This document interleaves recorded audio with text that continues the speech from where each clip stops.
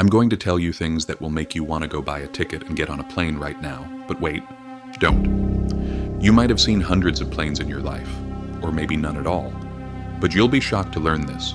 To those who fly and those who don't, listen closely. Have you ever looked at the back of a plane? No, I don't mean the part with the flag. You can picture it now, right? There's a tiny hole at the very tip of the tail. Let me explain it this way.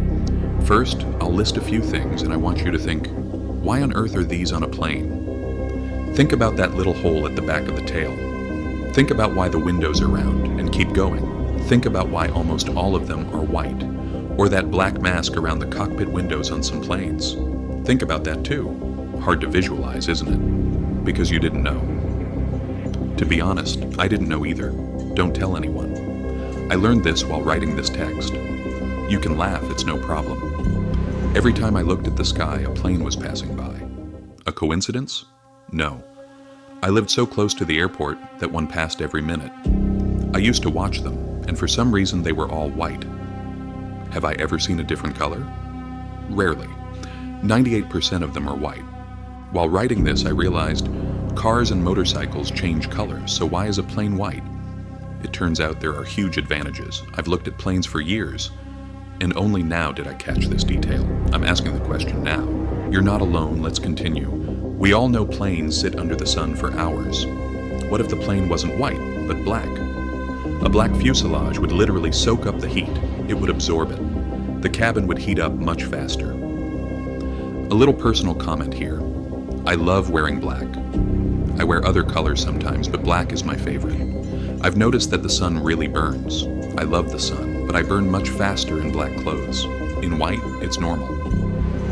Anyway, back to the topic. Last point on color, electronic systems would struggle more.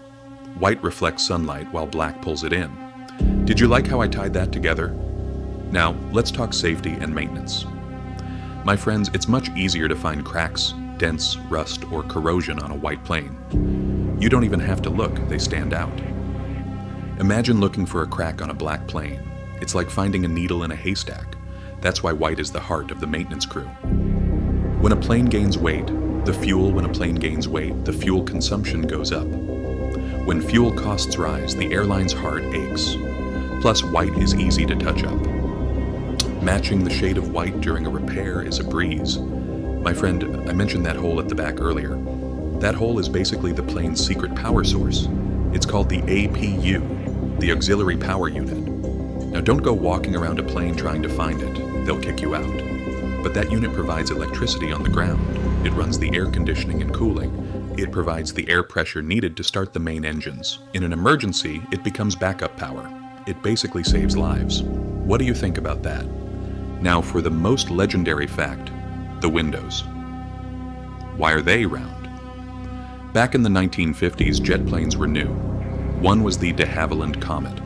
They noticed some planes were literally disintegrating in midair. They investigated. The cause? Square windows. Yes, I'm laughing because it sounds ridiculous, right? You're surprised, I know. But think about it. As a plane climbs, cabin pressure increases. With every flight, the fuselage expands and contracts. At the corners of square windows, stress builds up, and over time, microcracks form. Then, boom, a disaster. Now you understand the logic behind the square window, right?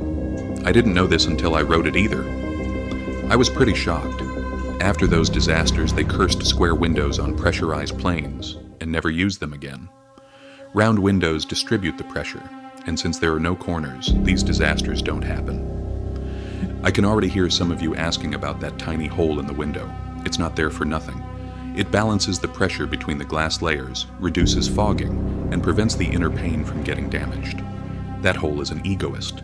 It says, you can't do this without me. And then there's that hump on top of some planes. Its purpose is life-saving, well, for your social life. It allows you to stalk people on Instagram while in the air. It lets you watch YouTube or Netflix.